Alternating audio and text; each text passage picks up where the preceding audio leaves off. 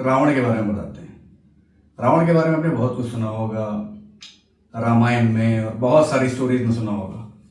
लेकिन आपको क्या पता है कि रावण की उत्पत्ति हुई कैसी, कैसे बना वो रावण? राइट, उतना उसके पास में इतनी महाशक्तियां कहाँ से आई? जब रावण के पास में महाशक्तियां नहीं थी तो वो भी आपके और हमारे जैसा एक नॉर्मल इंसान था, लेकिन उसके पास दिमाग काफी तेज था। अभी उसका दिमाग बहुत तेज था, ये इसमें कोई डाउट नहीं है। राइट, उसने बहुत सारे राज्यों पर ऑलरेडी कब्जा कर रखा था अपनी फिजिकल स्ट्रेंथ से, अपने दिमाग से, बुद्धि से, बल से। तो हमेशा ये कहा जाता है कि जो बहुत ही ज्यादा तेज होता है, राइट, उसको दो तरीके से लोग खींचते हैं, दो तरीके की फोर्सेस खींचती हैं, या तो पॉजिटिव फोर्स खींचेगी या नेगेटिव फोर्स खींचेगी अपने तरफ लाने के लिए। तो क्योंकि रावण बहुत ही ज्यादा बुद्धिमान था, बहुत ही ज्यादा चतुर था, बलशाली था, तो सबसे पहले शुक्राचार्य उसके पास पहुंचे। शुक्राचार्य उसके पास पहुंच करके रावण को बोलते हैं कि तू फिर से तैयारी कर रहा है एक नए राज्य को इन्वेड करने के लिए, राइट, उसको जीतने के लिए 600-700 सैनिक लेके जाएगा, जीत भी जाएगा, कोई डाउट नहीं है उसके अंदर, राइट। लेकिन जीतने के बाद में क्या होगा? 600-700 सैनिक के साथ में तो जाएगा, हो सकता है 50% सैनिक तेरे मर जाएं, वापस तो आएगा, राइट। कम से कम 4 से 5 महीने तुमको फिर से रिकवर करने में लगेगा और फिर तू लड़ेगा, इतनी मेहनत करेगा। बट मैं तुमको बहुत आसान तरीका बताता हूँ जिसमें एक आदमी भी नहीं मरेगा, और तुम जिस राज्य को लेने जा रहे हो वो यहीं से बैठे बैठे बिना कुछ किए तुम उस राज्य को जीत जाओगे। अब इस बात को सुनकर के रावण एकदम भौचक्का हो गया। ये ऐसी कौन सी शक्ति हो गई जो यहाँ बैठे बैठे मैं किसी का राज्य जीत जाऊंगा? तो उसने कहा चलो मैं तुमको बताता हूँ। मेरे बताने से पहले एक काम करो कि जिस राज्य को तुम जीतना चाहते हो उस राज्य के फलाना एक आदमी है जो उस राज्य को का जो राजा है उससे ईर्ष्या रखता है, वो चाहता है कि वो राज्य उसे मिल जाए। ठीक है, उसको एक मैसेज भिजवाओ, उस बंदे को मैसेज भिजवाओ और ये बोलो कि अगले दिन राजा की मृत्यु होने वाली है और मृत्यु होने के बाद में उसका राजकाज तुम संभालोगे। ठीक है, और जब वो राज का संभालेगा उसके बाद में थोड़े दिन के बाद में वो राज्य हमें सौंप देगा, ऐसा उसको बोलो। इससे क्या होगा कि उसका जो उसकी इंस्पिरेशन है, जो उसकी एस्पिरेशन है बेसिकली, वो भी फुलफिल हो जाएगी और तुमको राज्य भी मिल जाएगा। बाकी कैसे करना है मैं बताता हूँ।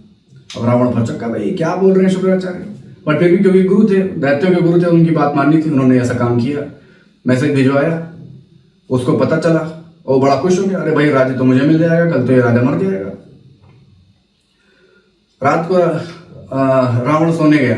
जब रावण सोया तो सोने के बाद में शुक्राचार्य ने अपनी गणित लगाई और स्वप्न लोक के रास्ते से रावण को लेकर के गया, रावण के एस्ट्रल शरीर को लेकर के गया और ले जाकर के जो दूसरा राज्य जिसको उस पर कब्जा करना था, उस राज्य के 2 सांप थे, एक मेल सांप एक फीमेल सांप, दोनों ही बहुत ही लॉयल थे राजा के लिए, और कुछ भी उस राज्य में होता था उससे पहले ये दोनों सांप आकर के खड़े हो जाते थे और उस राज्य को प्रोटेक्ट करते थे।